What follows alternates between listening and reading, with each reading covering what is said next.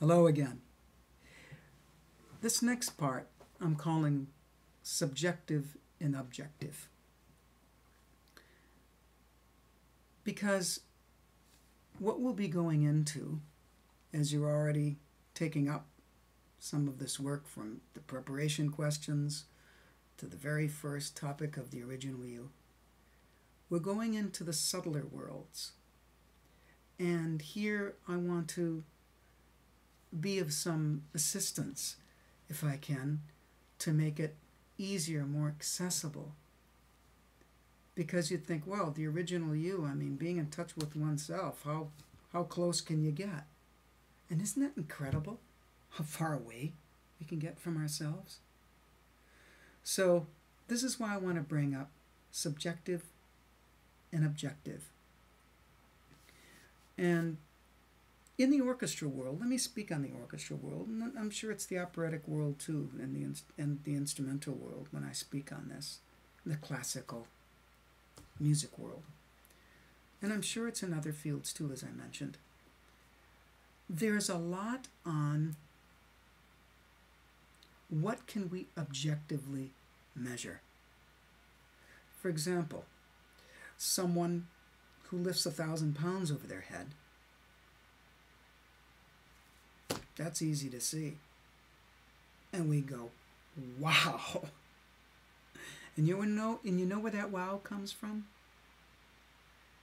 That comes from you imagining yourself being able to do that, and you know that you can't. So oftentimes, how we measure things is according to what we can or can't do. And so if someone thinks they can do something that someone else is doing, then they're not impressed. That doesn't make a big impression. But if they see outside themselves someone do something they can't, they're a little more impressed, like someone lifting 1,000 pounds over their head with one hand. That'd be pretty impressive, from the mere fact it would not be ordinary. Now, many musicians this day and age are really perfecting, according to a certain standard, a certain kind of intonation, a certain kind of rhythmic stability, and a certain kind of sonic ability. And since we live in the computer age, and it has some nice benefits because we can be together in this way. Still, the virtual reality aspects of things can make it so there shouldn't be a flaw in anything. I mean, really, this is my real beard. It was not photoshopped for this event. I guess I could have touched up that gray. Maybe next time. But you know what I'm saying? A lot of times we measure ourselves against other types of standards. If you want to get into a specific symphony orchestra, a lot of times you have to play the equipment that they're playing on so you can fit in. So if we want to fit into something, then we adjust ourselves to be able to fit into something. Okay, so I was saying that there's these players and singers, they're perfecting their rhythm and their intonation and their sound evenness and their accuracy in such a way that they can be great replicating machines. And that's part of professional life, isn't it? To be able to replicate what you can do. Okay? And that, just like someone lifting 1,000 pounds over the head, you can see it, is easily seen. Oh, that someone could reproduce that really close to the same way.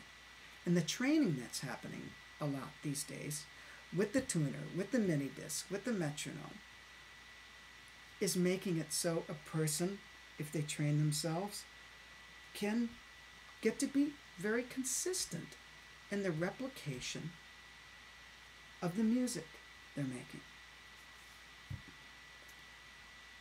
That's a great machine skill. But what about the uniqueness of each day? The uniqueness of a certain set of circumstances that would make that replica different. Then we can say, well, yes, sure, certain things happen that make it different every day. But you know what? We can do more to make it different. Not just for difference sake, but for the fact of the living vibrancy of the spirit of the music that begs us to have a freshness about it.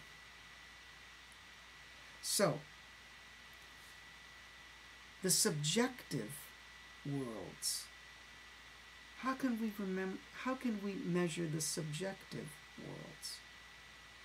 Well, isn't this funny? Many times we can measure the subjective worlds objectively, by observation, by feelings. How does something make you feel?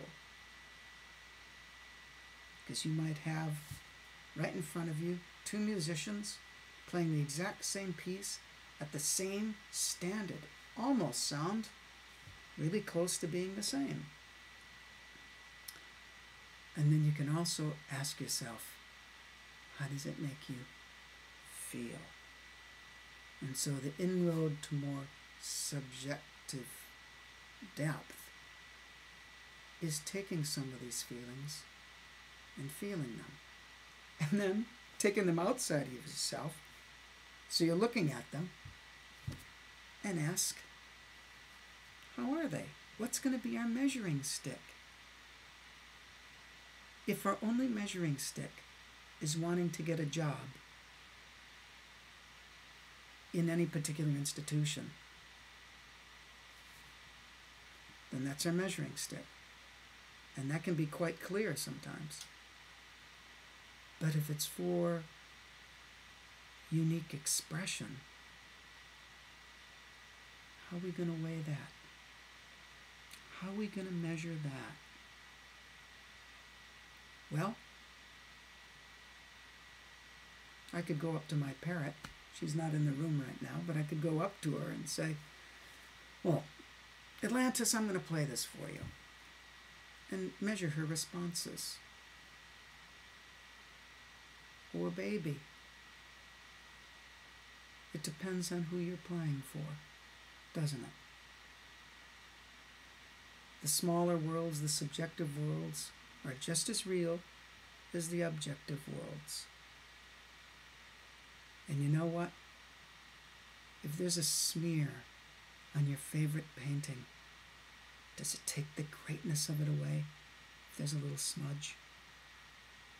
So I'm not going to be focusing on how to perfect technique during these few days. We'll talk about technique because it's a marriage of technique and the deeper emotional art. But there's a lot of people talking about that now who specialize in that. And so this is for something different. This is for you to be satisfied with that special something that can exist even if you're not playing well. My grandfather was a self-taught violinist. He could time travel to his native Poland. Just hardly he wouldn't be able to get into a youth orchestra.